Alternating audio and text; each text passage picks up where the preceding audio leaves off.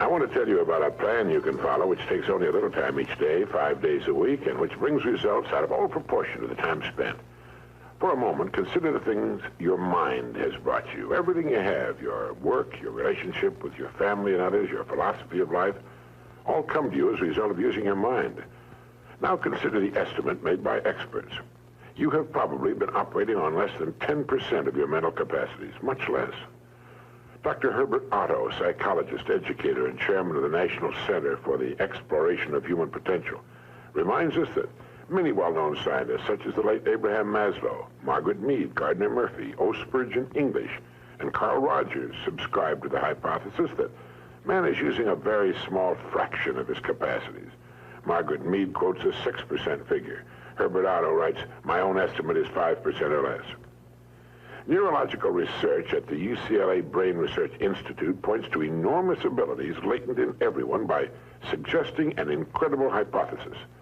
The ultimate creative capacity of the human brain may be, for all practical purposes, they pointed out, infinite. To use the computer analogy, man is a vast storehouse of data, but we have not learned how to program ourselves to utilize these data for problem-solving purposes. Yefremov, the eminent Soviet scholar and writer, says man under average conditions of work and life uses only a small part of his thinking equipment. If he were able to force our brain to work at only half its capacity, we could, without any difficulty whatever, learn 40 languages, memorize the large Soviet encyclopedia from cover to cover, and complete the required courses of dozens of colleges.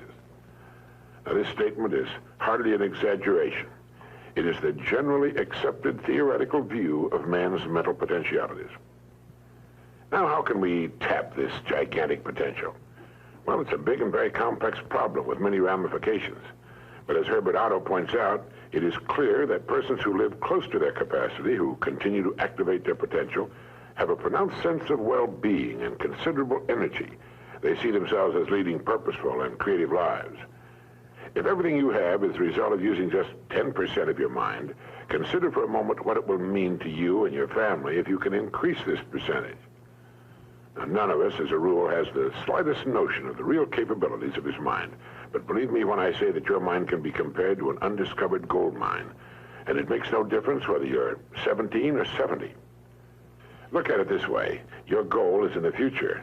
Your problem is to bridge the gap which exists between where you are now and the goal you intend to reach. This is the problem to solve.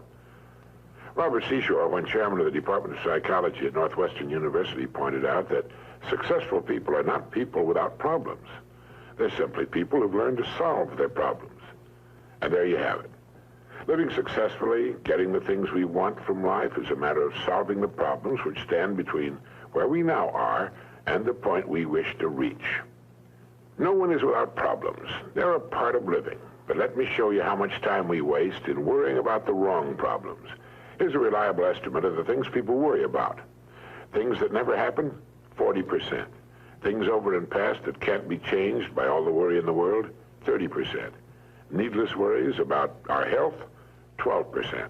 Petty miscellaneous worries, 10%. Real, legitimate worries, 8%. In short, 92% of the average person's worries take up valuable time, cause painful stress, even mental anguish, and are absolutely unnecessary.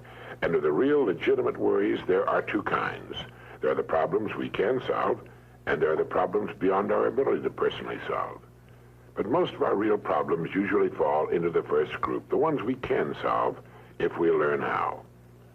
Now I'm going to assume you've decided upon a goal. Your problem is, how do I achieve it? Your goal may be a promotion, a greater income, a beautiful home. It makes little difference what your goal happens to be. But you have your goal, and you know that you will become and you will achieve what you think about. That is, if you stay with it, you will reach your goal. But how? Well, it's right here that your mind comes into play. What is your mind? No one knows for sure. Perhaps the best way to describe it is to quote Pulitzer Prize-winning playwright Archibald MacLeish. In his play, The Secret of Freedom, a character says, "The only thing about a man that is a man is his mind. Everything else you can find in a pig or a horse." That's uncomfortably true. The human mind is the one thing that separates us from the rest of the creatures on Earth. Anything that comes to us in the future will almost certainly come to us as a result of the extent to which we use our minds. And yet it's the last place on Earth the average person will turn to for help. In order to reflect just a moment on the human mind, consider what it's accomplished. Human knowledge has advanced more in the past 50 years than in all the preceding 10,000 years of human civilization. Of all the scientists who ever lived, it's estimated that 90% of them are alive today. We've reached, in the area of ideas and human advancement, a plateau so high it was undreamed of by even the most optimistic forecasters as recently as 10 years ago. But every new idea triggers additional ideas, so that now we're in an era of compounding advancement on every front and in every area that staggers the imagination. Dr. Harlow Shapley of Harvard has said that we're entering an entirely new age of man.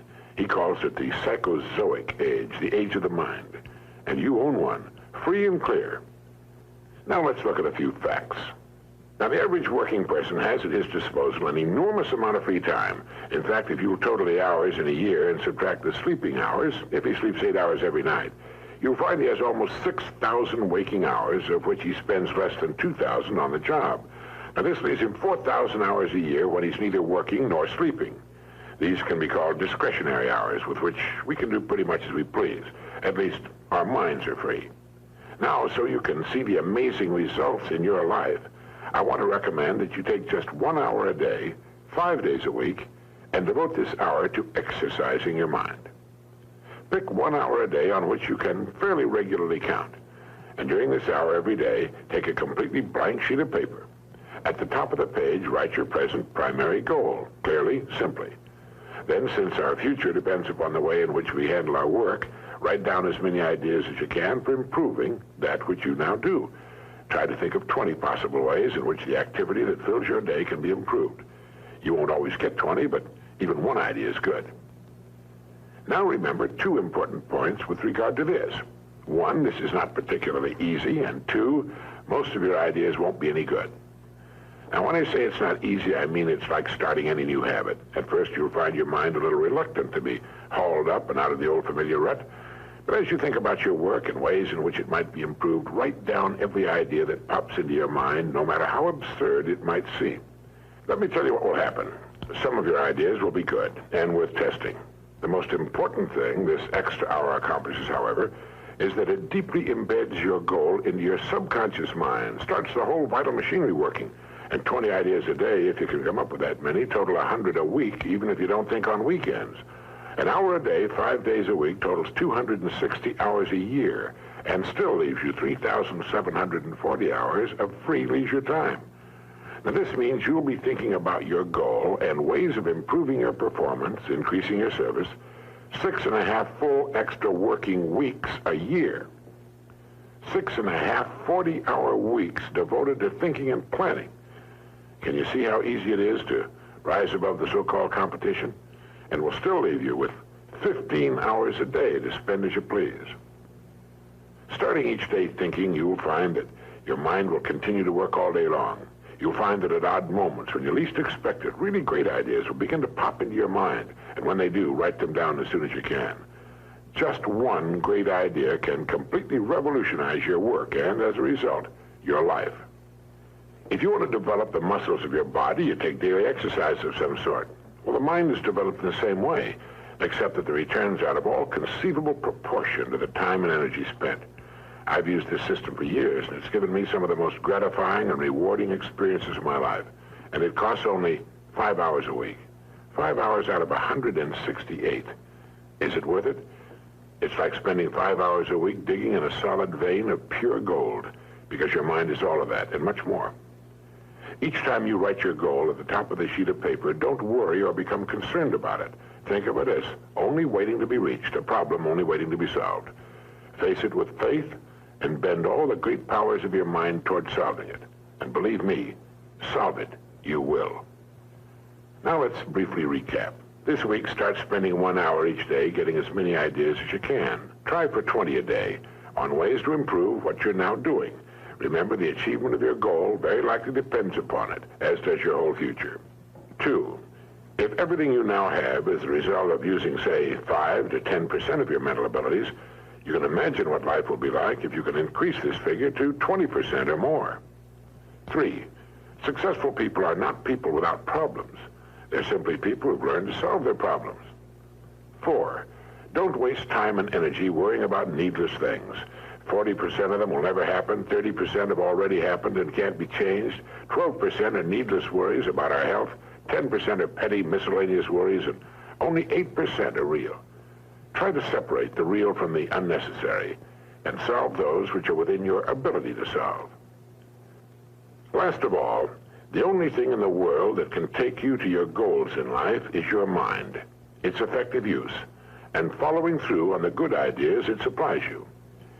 Each of us has a tendency to underestimate his or her own abilities. We should realize that we have, deep within ourselves, a reservoir of great ability, even genius, that can be tapped if we'll just dig deep enough. It's the miracle of your mind.